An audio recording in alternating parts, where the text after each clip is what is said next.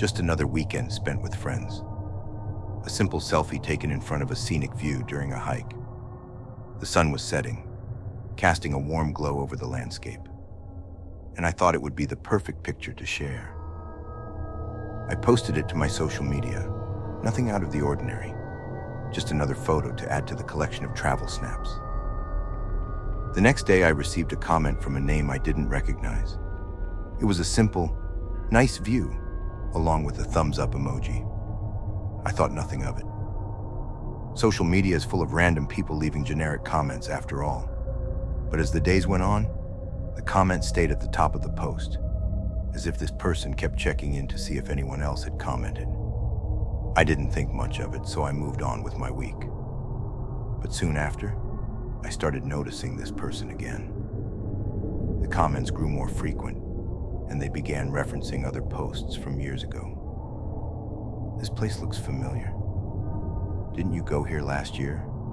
Or, "That's your favorite cafe, right? I remember you posting about it months ago." It started to feel strange. How could they remember those details? I brushed it off as coincidence at first. But then, the direct messages began. At first, they were harmless, just more vague comments. "You've got a great life," or "I like your style." But the tone began to shift. The messages became more personal, more intrusive. "You look great at the cafe today. I saw you there."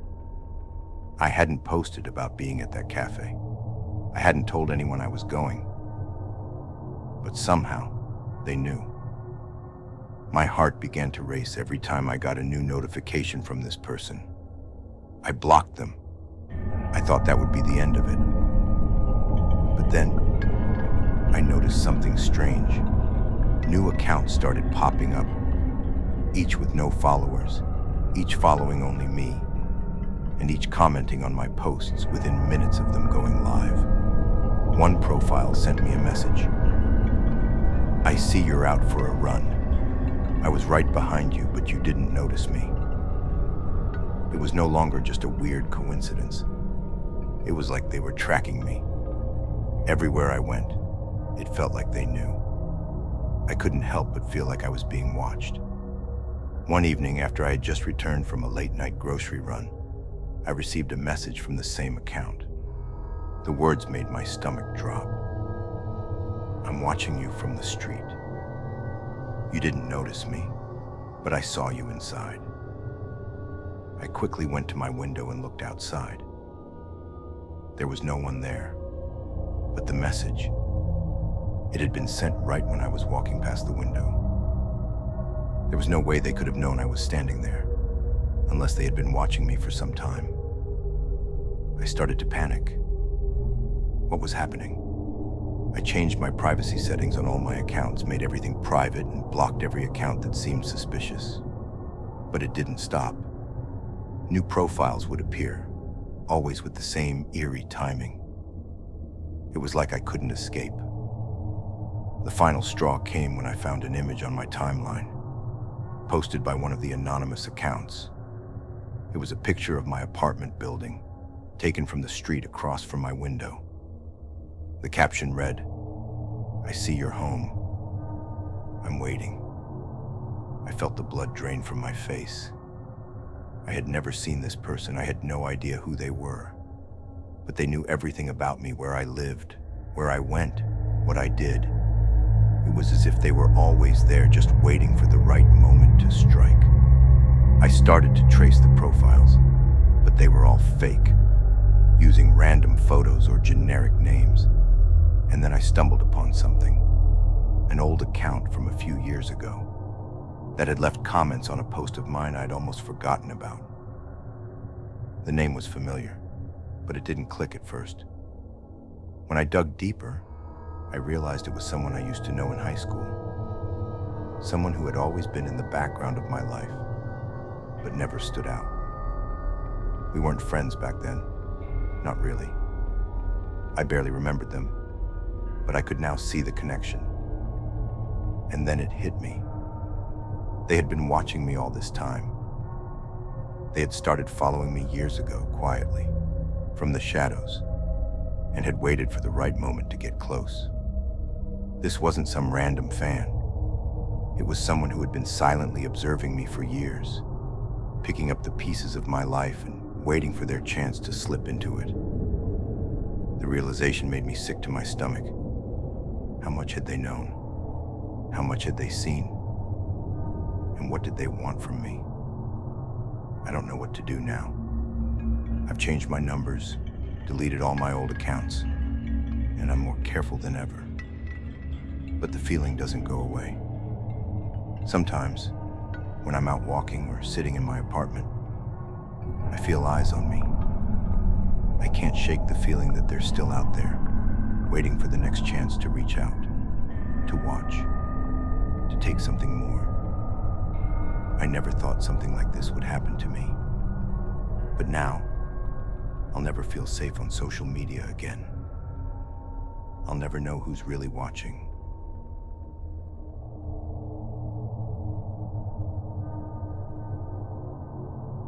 I was a freelancer, constantly searching for new opportunities. One morning, I received an email from a company I had been hoping to hear from. The message was straightforward. They wanted to set up a Zoom interview the following day. Excited, I confirmed the time and made sure everything was in order for the call. The next morning, I logged into Zoom, prepared and eager. When the call began, I immediately recognized the man on the screen. He was the hiring manager, someone I had seen in the company's promotional materials. A well-groomed, older man. He greeted me warmly and asked how I was doing. It felt genuine, and I felt at ease. But as the conversation progressed, something began to feel off. His tone shifted from professional to oddly familiar, like we were old friends. I didn't think much of it at the time, assuming he was just trying to make me feel comfortable. It wasn't anything major, just a little strange. The interview was brief, and we went over my resume and qualifications. But then, he said something odd.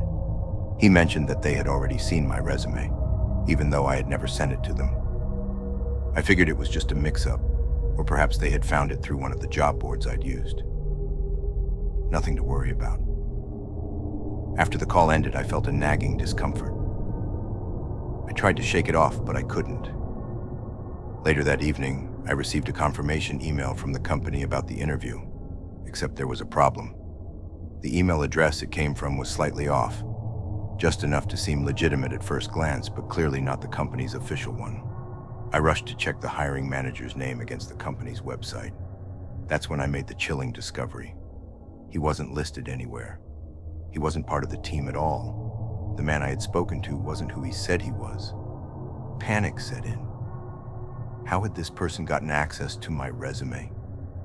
My phone number? I couldn't remember giving this information to anyone besides a few job boards. I felt violated. The next day, I tried calling the company directly, but the line rang endlessly.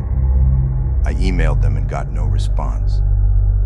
The more I tried to reach them, the more I realized something was terribly wrong. Then a few days later, I received a package at my doorstep. It was small, with no return address. When I opened it, I found a printed copy of my resume, along with a handwritten note. Don't trust anyone. They've been watching you. Don't take the next step. The name signed at the bottom was unfamiliar, and my heart raced as I realized this wasn't just some coincidence. This was something far darker. I immediately contacted the police, but they found little to go on. There was no record of the company I had interviewed with. The hiring manager didn't exist. The whole thing had been a scam, a carefully crafted impersonation. The man I spoke to had used a stolen identity, and everything about the interview had been fake. As I tried to investigate further, the horror only deepened. I couldn't trace the person who had targeted me. No one had seen or heard anything. It was as if they had vanished, leaving behind nothing but confusion and fear. And then, just as I thought things couldn't get worse, I received another email. this time from an untraceable address. The message was simple: "You're next." My hands shook as I read the words. I didn't know what they meant, but the fear in my gut told me it wasn't good. I tried to ignore it, but that only made it worse. I started noticing strange things.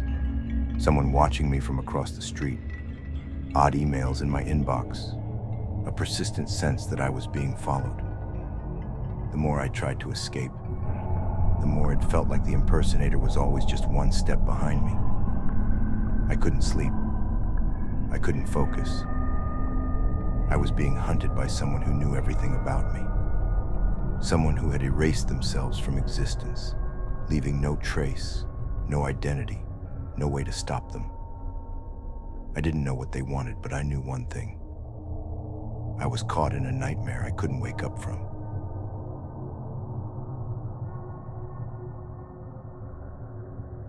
I was in between jobs when I received an email one evening titled, "Exciting Opportunity. Join our volunteer team."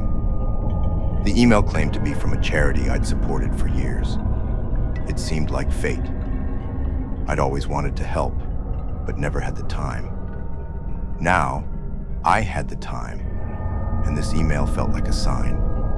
The charity was looking for remote volunteers, and the position involved social media management, writing, and updating their website. I was a perfect fit. I replied almost immediately, excited to finally contribute to something meaningful. I heard back within the hour, and within days, I was sent my first set of tasks. They were small, simple things. Write a few posts, share stories of their past work, and update the website with fresh content. Everything seemed normal at first, even professional. But there was something about it that felt off. The more I worked with them, the stranger the requests became. The charity always seemed to need something done late at night, sometimes past midnight. The emails would come in one after another, all with a tone of urgency. They'd often ask about my availability for late hours or on weekends, which was odd because they had other volunteers. They were always so focused on me specifically, asking about my personal life in ways that seemed casual, but were oddly intrusive. It all came to a head when they asked me to do a routine update on their volunteer database. It seemed simple enough, just cleaning up old records and adding new ones. I found myself scrolling through endless pages of old volunteer names and profiles. Most had familiar faces. Some I even recognized from their social media posts. But as I scrolled further back, something sent a chill down my spine. The profiles started to look odd. Some of the names had no social media presence at all. No family, no friends, just empty profiles with brief notes beneath their names. At first, I thought it was just outdated information. But then I stumbled upon something truly disturbing. The notes beneath some of the names weren't just about tasks or availability. They were strange and unsettling, like never questioned the work or didn't check the fine print. One name stopped me in my tracks: Megan Collins. She was one of the first volunteers listed under the founding members section. Her profile didn't have much info, but beneath her name the note simply read, "Missing for 3 months, didn't ask enough questions." My heart raced as I clicked through more profiles. They were all like that. Volunteers who were listed as inactive or retired. But I could see with growing horror that many of them had gone missing, some for years. The notes kept repeating, "Never questioned the work." A panic washed over me. This was no charity. It was a trap, a sickening game, and I was being drawn deeper into it. My phone buzzed with a new email from the organization. I opened it hesitantly, and my blood turned cold as I read the message. "We noticed you've been browsing the volunteer database. Please be careful. Some things are better left alone. Don't ask too many questions. You're part of the family now." I stood frozen, staring at the email, unable to breathe. That's when I heard it. My front door creaking open, the sound unmistakable, like someone had a key. I hadn't let anyone in. I wasn't expecting anyone. The door clicked shut. I wasn't alone anymore.